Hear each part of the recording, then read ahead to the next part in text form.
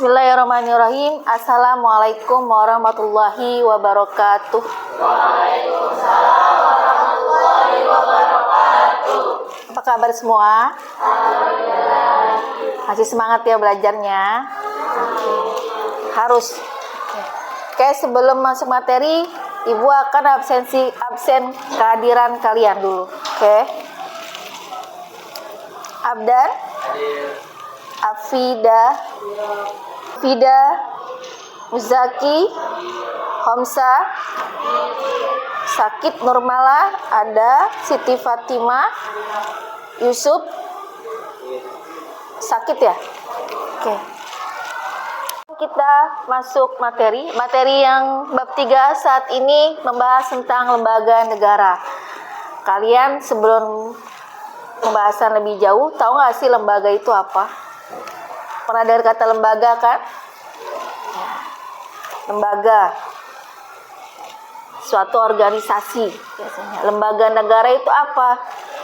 Berarti di dalamnya itu terdapat organisasi, struktur negara, ketatanegaraan yang tujuannya apa? Untuk mensejahterakan rakyat bangsa Indonesia.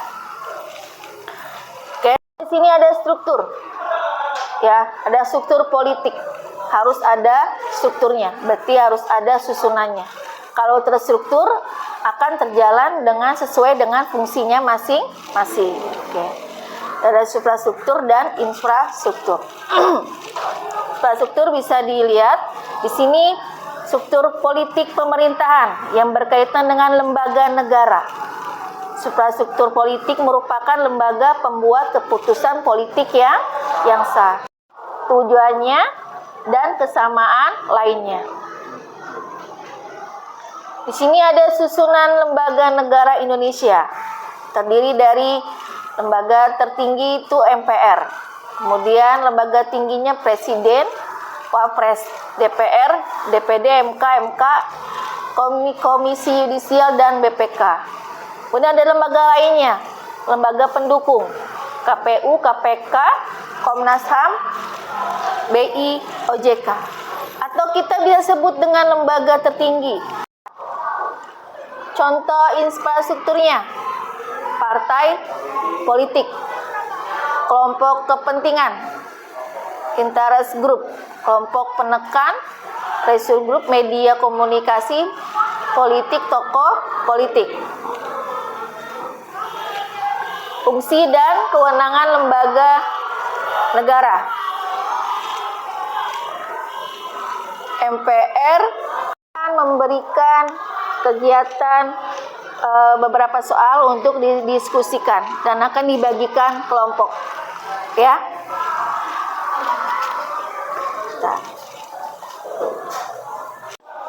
Pandangan manusia terhadap praktik korupsi di lembaga negara sangat negatif. Korupsi dianggap sebagai tindakan yang tidak bermoral karena merugikan negara dan rakyat. Masyarakat memandang bahwa korupsi harus diberantas karena merusak kepercayaan terhadap pemerintah dan menghambat kemajuan bangsa. Lembaga negara mana yang menurutmu paling penting dan mengapa? Alasannya pemegang kekuasaan. Setiap lembaga negara memiliki peran penting, namun jika harus memilih yang paling penting secara umum, banyak yang menilai presiden sebagai lembaga yang paling penting dalam sistem pemerintahan Indonesia. Tentang konsep lembaga negara yang tadi sudah disebutkan, DPR, MPR, Presiden dan Wakil Presiden, MK, MAMK, KY, BPK dan lain-lain.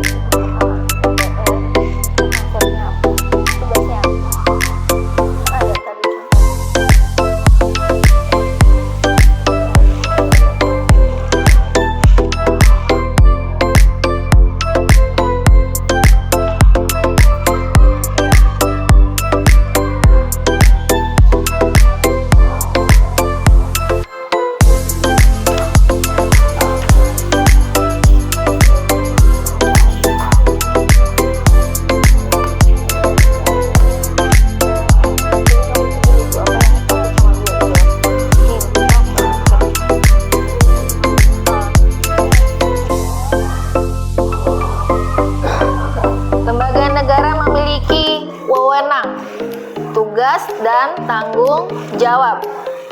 Tanggung jawab tertentu. Assalamualaikum warahmatullahi wabarakatuh. Ingin mempresentasikan hasil kerja sama kami.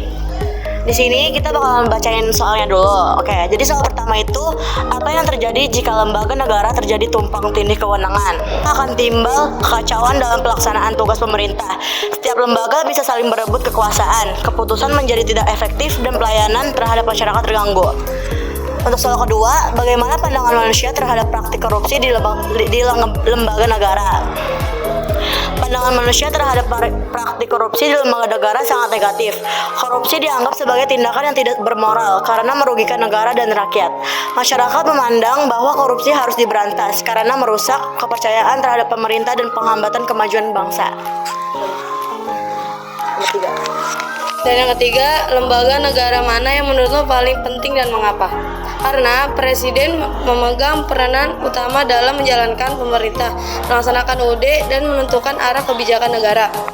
Presiden juga menjadi simbol kepemimpinan nasional yang bertanggung jawab terhadap kesejahteraan rakyat.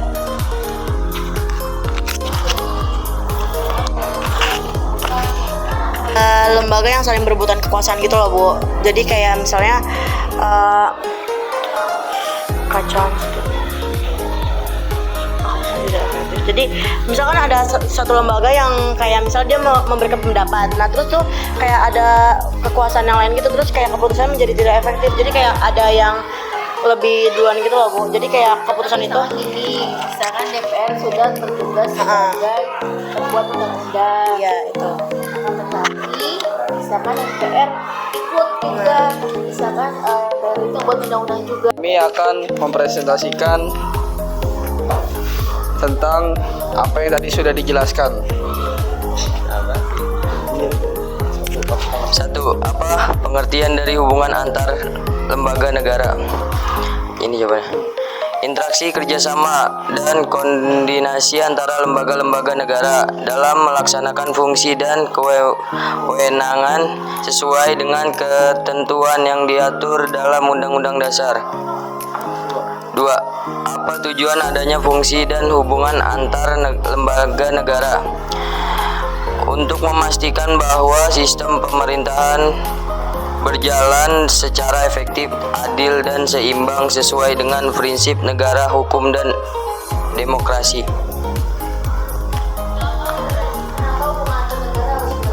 Karena kalau tidak balance akan terjadinya perpecahan dan akan saling menyalahi, Bu.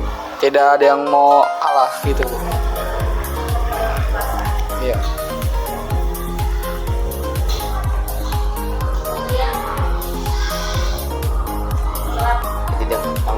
Satu, ketidakjelasan tanggung jawab. 2. Konflik antar lembaga. 3. Inefisiensi dan pemborosan anggaran.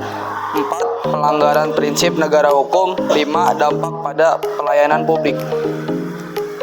Warahmatullahi wabarakatuh. Kita dari kelompok dan wakil negara, kebijakan menjadi tidak efektif, proses pemerintahan menjadi lambat, mengurangi kepercayaan publik. Potensi penyalahgunaan kekuasaan.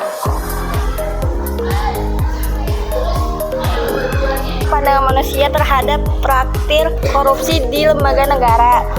1. Perilaku tidak bermoral, merusak kepercayaan publik, penyebab ketidakadilan sosial, merugikan pembangunan negara, memicu kemarahan dan ketidakpuasan, citra buruk pemerintah.